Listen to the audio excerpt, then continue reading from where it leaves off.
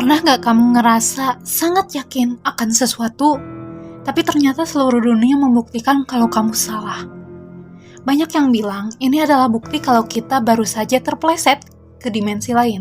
Garis waktu yang bertabrakan atau kegagalan dalam simulasi alam semesta. Fenomena ini kita kenal sebagai Mandela Effect.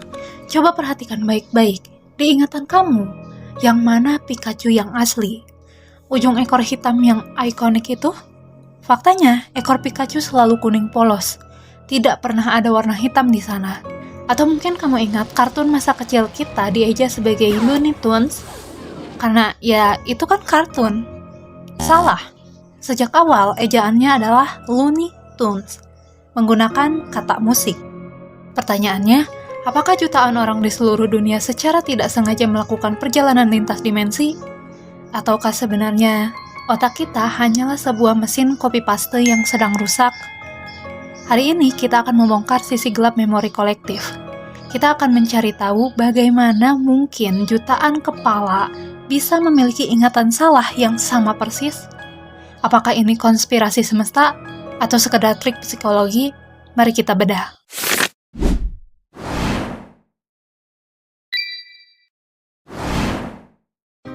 Istilah ini tidak muncul begitu saja dari laboratorium sains. Nama Mandela Effect lahir pada tahun 2009 ketika seorang konsultan paranormal bernama Fiona Broom menyadari sesuatu yang ganjil. Ia dan ribuan orang lainnya sangat yakin bahwa Nelson Mandela telah wafat di dalam penjara pada tahun 1980-an. Mereka bahkan mengingat proses pemakamannya yang megah di televisi. Padahal kenyataannya, Nelson Mandela baru wafat pada tahun 2013 sebagai mantan Presiden Afrika Selatan yang merdeka. Lalu, kenapa otak kita bisa sekompak itu dalam melakukan kesalahan? Jawabannya ada pada evolusi. Nenek moyang kita dulu tidak butuh memori yang presisi 100% seperti kamera 4K. Mereka tidak perlu ingat setiap detail corak kulit harimau, mereka hanya perlu ingat bahwa hewan bergaris itu berbahaya. Otak kita berevolusi untuk menjadi efisien, bukan akurat. Kita hanya butuh informasi yang cukup baik untuk bertahan hidup agar bisa mengambil keputusan dengan cepat. Disinilah fenomena yang disebut konfabulasi terjadi. Bayangkan memori kita seperti sebuah puzzle. Ketika ada satu kepingan informasi yang hilang atau terlupa, otak kita tidak suka melihat lubang kosong tersebut. Tanpa kita sadari, otak akan mengambil kepingan dari kotak lain yang warnanya mirip atau masuk akal, lalu memasangnya di sana supaya gambarnya terlihat lengkap.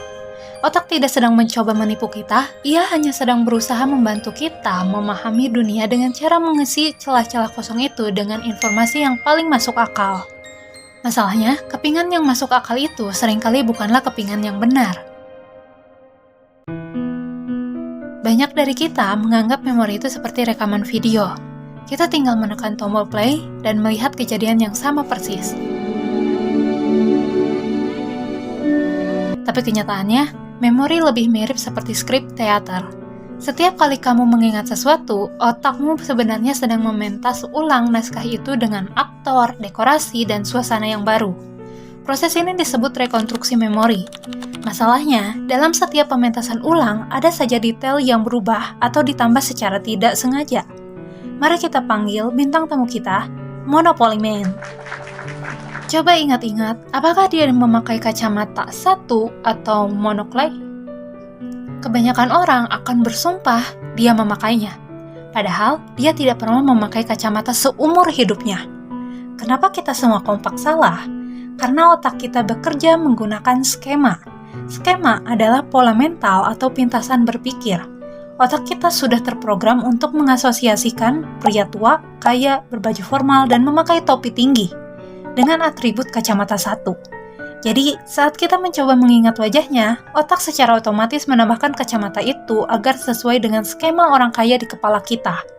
Tapi, ada hambatan yang lebih ngeri lagi, misinformation effect. Memori kita itu bocor dan sangat mudah terkontaminasi. Ini yang disebut sebagai social contagion of memory.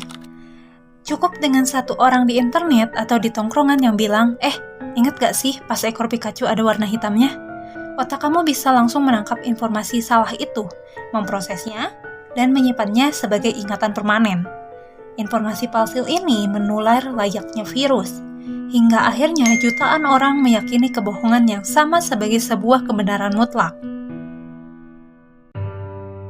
Lalu, bagaimana sains menjelaskan kegagalan sistem ini secara mendalam? Langkah pertama dimulai dari short monitoring error. Otak kita itu sangat hebat dalam menyimpan informasi, tapi sangat buruk dalam mengingat sumbernya. Mungkin kamu pernah melihat parodi Monopoly Man memakai kacamata di sebuah iklan, atau melihat gambar Fern atau Pikachu yang salah di media sosial. Otakmu menyimpan gambar itu, tapi beberapa tahun kemudian ia lupa kalau itu cuma parodi dan malah melabelinya sebagai memori asli. Secara biologis, biang keroknya ada di hippocampus. Disinilah memori kita diproses. Namun, ada satu fakta unik. Setiap kali kamu memanggil sebuah memori itu tidak hanya dilihat, tapi menjadi labil atau tidak stabil. Proses ini disebut rekonsolidasi. Bayangkan, memori itu seperti semen basah. Setiap kali kamu mengambilnya untuk diingat, semen itu menjadi basah kembali dan bisa dibentuk ulang oleh emosi atau informasi baru sebelum akhirnya mengeras lagi dan disimpan kembali ke gudang ingatan. Jadi, memori yang paling sering kamu ceritakan justru adalah memori yang paling besar kemungkinannya untuk berubah dari aslinya.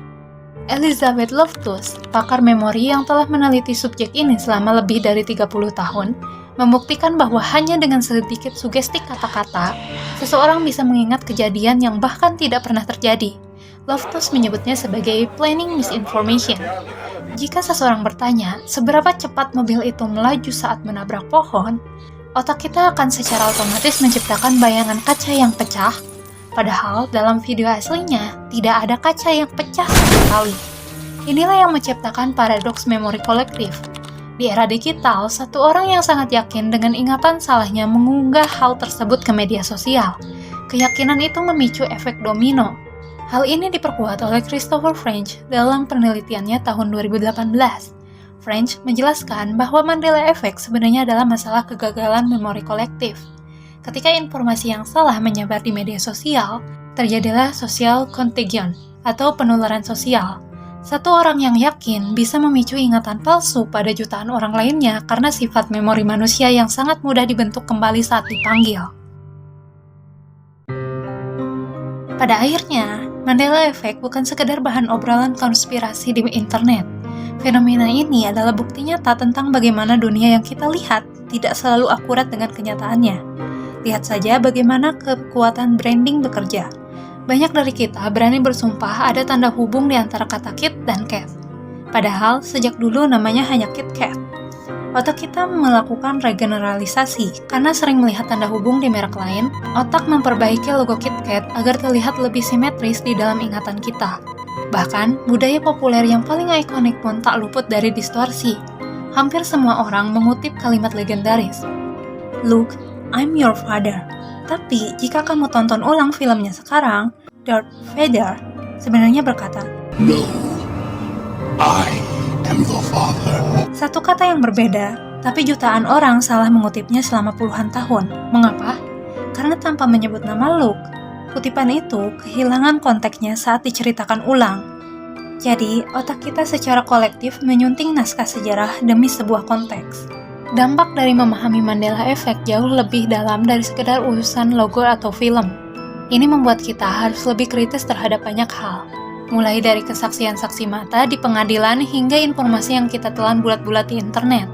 Kita belajar satu pelajaran berharga. Yakin tidak sama dengan benar. Perasaan yakin yang meluap-luap hanyalah reaksi kimia di otak, bukan jaminan bahwa memori tersebut adalah fakta objektif. Belajar tentang Mandela Effect sebenarnya bukan bertujuan agar kita meragukan kewarasan diri sendiri. Fenomena ini justru hadir untuk membantu kita menghargai betapa kreatif dan kompleksnya otak manusia. Kita tidak butuh teori konspirasi tentang dimensi paralel atau garis waktu yang bertabrakan untuk menjelaskan keajaiban ini. Kenyataannya jauh lebih menarik. Otak kita sendiri sudah cukup ajaib dan liar untuk menipu kita dengan skenario yang paling meyakinkan sekalipun. Kita adalah penulis, sutradara, sekaligus penonton dari teater memori kita sendiri. Jadi, sebelum kamu menyalahkan alam semesta atas ingatan yang tertukar, ingatlah bahwa otakmu hanya sedang berusaha melakukan tugasnya, menyusun kepingan dunia agar terlihat masuk akal bagi kita. Nah, sekarang giliran kalian, Sebutkan satu hal yang kalian yakin banget dulu ada, tapi ternyata sekarang berbeda. Apakah itu detail di ekor Pikachu, ejaan produk favoritmu, atau kutipan film masa kecil? Tulis di kolom komentar, mari kita cek seberapa banyak dari kita yang terjebak di dimensi ingatan yang sama. Sekian pembahasan kali ini, jangan lupa like dan share jika video ini bermanfaat, isi kolom komentar jika ada hal yang ingin disampaikan, subscribe juga channel YouTube ini untuk konten menarik lainnya. Terima kasih. Assalamualaikum warahmatullahi wabarakatuh dan bye-bye.